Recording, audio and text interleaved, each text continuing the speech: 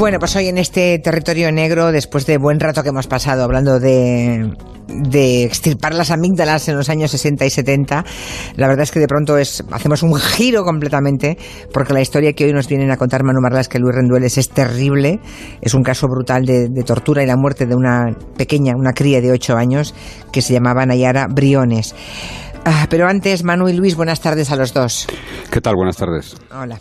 Antes vamos a repasar un poco rápidamente algunos sucesos de la semana. Por ejemplo, han pasado 4 años y 3 meses de la desaparición de una mujer en Badajoz, en Monesterio, llamada Manuela Chavero. 42 años tenía, madre de 2 hijos.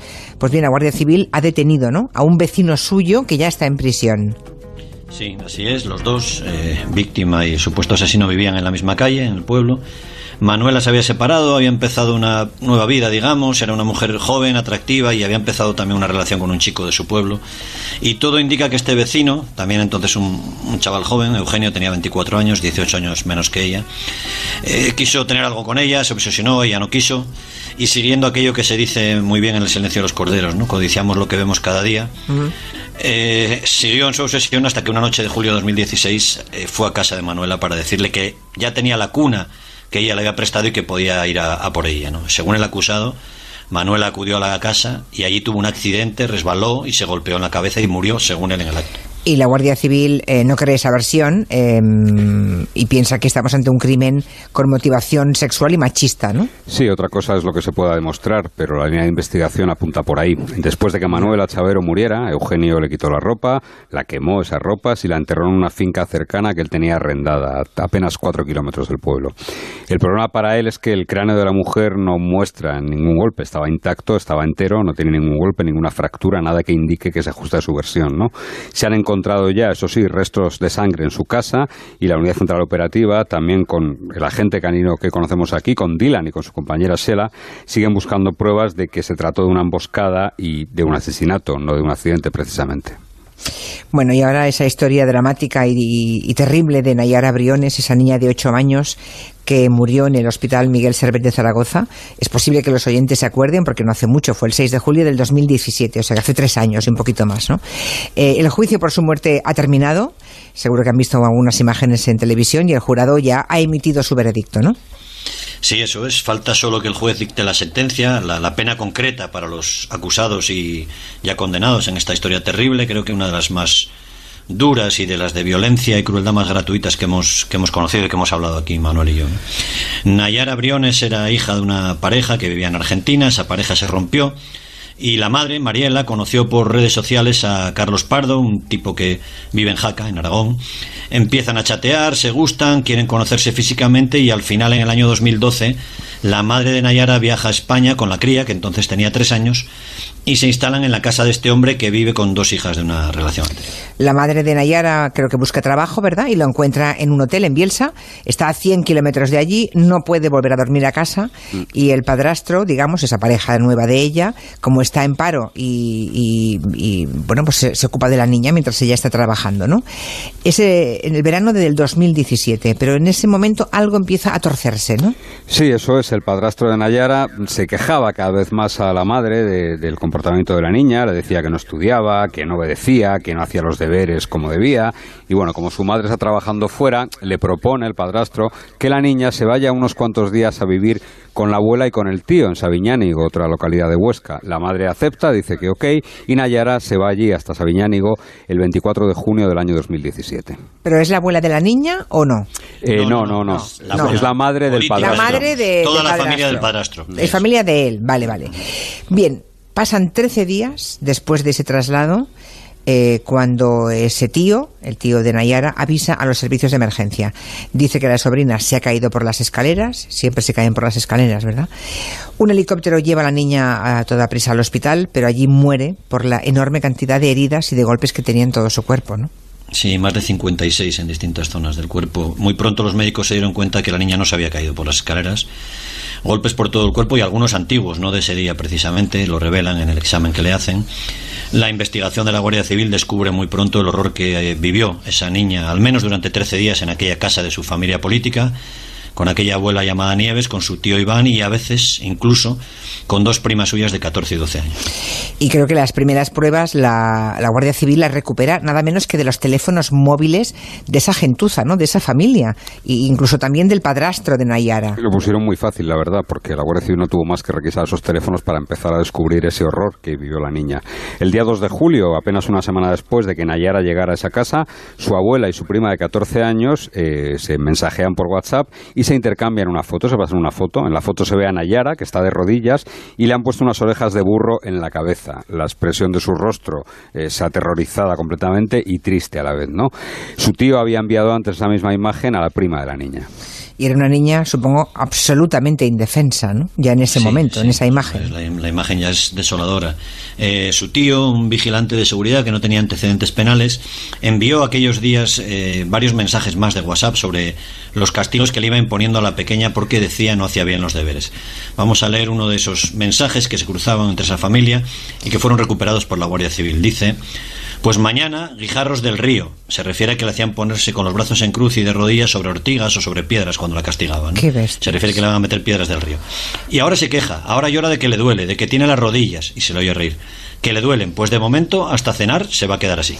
Bueno, ese mensaje se lo envía este individuo, el tío de la niña, a su padrastro, ¿no? La pareja de la madre. La madre seguía trabajando en el hotel en el que estaba en Bielsa, completamente ignorante de las torturas a las que estaban sometiendo a su hija, ¿no? Exactamente. No vamos a extendernos demasiado, pero sí que vamos a contar que hay otros cuantos vídeos y otros cuantos audios en los que, por ejemplo, se ve a la cría de 8 años sobre las rodillas, de rodillas, sobre un libro que está cubierto de sal gorda. La niña se queja mucho y dice: esto pica y duele. Y se oye la voz de un hombre decir: tú te lo has buscado. Y eso, imagínense, durante 13 días. En esa casa también había una mujer, ¿no? Esa abuela, la madre del torturador y la madre del padrastro de la niña. ¿Qué papel jugó esa mujer, esa individua? Pues la abuela no ayudó nunca a Nayara, al contrario. Hay otras charlas en las que se habla de ella y se dice: la abuela ha dicho que ortigas y piedras, pero muchas, que no le deja dormir. El jefe de la madre de Nayara, del hotel donde trabajaba, declaró que la abuela había pedido que la dejaran a ella, a la niña, que se portaba mal en el colegio, que no había quien la aguantara y que le iba a caer un castigo bueno, así lo dijo ella. Y la investigación ha revelado que esta abuela, Nieves, había pegado en ocasiones a sus propias nietas, a sus nietas biológicas. Pues en ese clima de terror, de absoluto desamparo para esta pobre criatura, una niña de 8 años, con su madre trabajando fuera, ignorante de todo lo que ocurría, en casa de una gentuza que la maltrata y la humilla. Así llegamos al día 5 de julio del 2017. El tío de Nayara, este vigilante de seguridad del que hablaba Luis antes, Iván Pardo, le había puesto unos deberes, otros deberes más. Él tenía que copiar la cría 20 veces, una lección entera, antes de acostarse. El tipo se fue a su trabajo como vigilante nocturno y vuelve a casa al amanecer. Le preguntó a la niña, que estaba despierta todavía, si había hecho todos los deberes. Ella le dijo que no, y entonces él le dio, sin mediar palabra, un golpe en la cabeza. Luego se quitó la camiseta y le dijo: yo voy a sudar, pero tú lo vas a pasar muy mal. Te voy a estar dando durante 10 horas. En la casa no estaba la abuela, que en ese momento estaba trabajando. Y no fueron 10 horas, porque a las 5 horas de torturas, la niña murió. Claro, este tipo de secuencias las hemos visto en las películas y siempre el consuelo es que es irreal, ¿no? Pero es que esto sí ocurrió en la vida real. Esto le pasó a esa pobre criatura.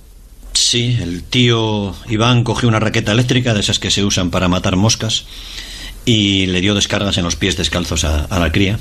Para que no oyera nadie los gritos, le metió un calcetín en la boca, le ató con esposas manos y pies, le dio puñetazos en la cara, usó cinturones metálicos. En fin, solo paró esas 5 horas cuando la niña cayó inconsciente. Y todo esto lo hizo delante de 2 testigos, de las primas de Nayara, que tenían entonces 12 y 14 años. Delante de esas otras 2 adolescentes. Sí, imaginen esas 5 horas, las últimas horas de vida de esta niña que acaba inconsciente, agonizando en casa de esa abuela y de ese tío político, ¿no? Y entonces creo que el asesino, o hay que decir presunto asesino todavía. No, ya es asesino. No, es culpable por unanimidad, falta por saber. El asesino ordena a sus sobrinas que limpien la sangre y luego llaman a emergencias y es cuando la niña muere ya en el hospital, ¿no? Sí, lo que pasa es que la autopsia, el examen forense no deja lugar a dudas y descubre todas las torturas a las que la sometieron en esas últimas horas de vida, pero también descubre heridas y torturas antiguas, ¿no? Por ejemplo, la cría, nunca sabremos cómo, se había roto la tibia de una de sus piernas y esa herida había soldado, es decir, se la había curado a pulso, sola, lo que quiere decir que llevaba mucho tiempo, sí. Que es una de esas roturas que hay que mimar y cuidar extraordinariamente. Bien, y todo esto lo ha declarado probado el jurado en ese juicio que acaba de tener lugar en la audiencia de Huesca. Y tengo curiosidad, ese individuo, ese asesino, ¿qué ha dicho? ¿Qué ha contado ante las preguntas que le han hecho? ¿Qué ha dicho? Ha dicho poco. Ha dicho que estaba muy estresado en el trabajo, que tenía un cúmulo de problemas, dijo él, con su empresa y que la niña no dejaba descansar ni dormir a sus primas ni a la abuela. Él mismo dijo textualmente: no encuentro otra explicación. Iván Pardo no tiene ninguna enfermedad mental. Durante la investigación llegaron a justificar el clima de terror en esa casa con que su padre, el padre de toda la familia, un guardia civil ya fallecido, los había maltratado de pequeños. Esa fue la única explicación que intentaron dar. El jurado lo ha declarado culpable y el juez será quien decida la pena que le impone, si será prisión permanente revisable o no. El juez deberá también decidir la pena para otras 2 personas que han sido declaradas culpables por el jurado, la abuela y el padrastro de Nayara. Claro, eso espero. La abuela, sí. Esa señora también tiene que pagar de alguna manera, ¿no? Sí, ha entendido que son culpables del delito contra la integridad moral de la niña, de Nayara, delitos que son castigados pues hasta con 3 años de prisión. Y en esta historia tan terrible, tan triste, nos queda una madre que ha perdido a su hija mientras ella estaba trabajando y que ha sido también señalada en el pueblo, porque en el pueblo encima fueron tan injustos que la señalaron a ella también como responsable de lo que había ocurrido cuando ella simplemente se tuvo que ir a trabajar a otro pueblo, ¿no? Sí, Mariela Benítez, que es como se llama, fue investigada y su participación, o por lo menos conocimiento de lo que estaba ocurriendo en esa casa, fue totalmente descartada por la Guardia Civil. Ella no tuvo nada que ver y tampoco supo nada de lo que estaba ocurriendo. Antes de empezar el juicio, la mujer dio una entrevista a los compañeros del Heraldo de Aragón, en la que ella pedía justicia y cárcel para el asesino de su hija. Aunque, y esto es así, esa posición fue muy criticada, decía que ella ponía la mano en el fuego por su marido. Carlos, a quien ha seguido respaldando durante todos estos años y que acaba de ser declarado culpable por el jurado, como te decía Luis, junto a la abuela. La mujer anunció que después del juicio se marcharía del pueblo. Y 2 detalles más sobre esta historia. En el cubo de basura de la cocina, la Guardia Civil encontró parte de los deberes que aquella noche había empezado a hacer Nayara antes de dormirse. Y aunque la verdad es que ya a nadie le puede importar, Nayara había aprobado todas las asignaturas de aquel curso, aquel tercero de primaria. No suspendía ninguna, no era una mala estudiante, tal y como decían. Bueno, es realmente una de las historias más terribles que habéis contado en este territorio negro. Pues sí, la verdad es que sí. Acaba uno desencajado, ¿eh? Y ese bueno, prisión permanente revisable. Sí, sinceramente, casi con toda seguridad es lo que espero que sea eso. Le espera, sí. Un tipo así. En los próximos días saldrá. Iván Pardo, un tipo así no merece ver la luz más, o sea, no merece pasear una sola vez más, ni ver como nada más. Gracias, Manu Marlasca y Luis Rendueles. Hasta la semana que viene. Adiós.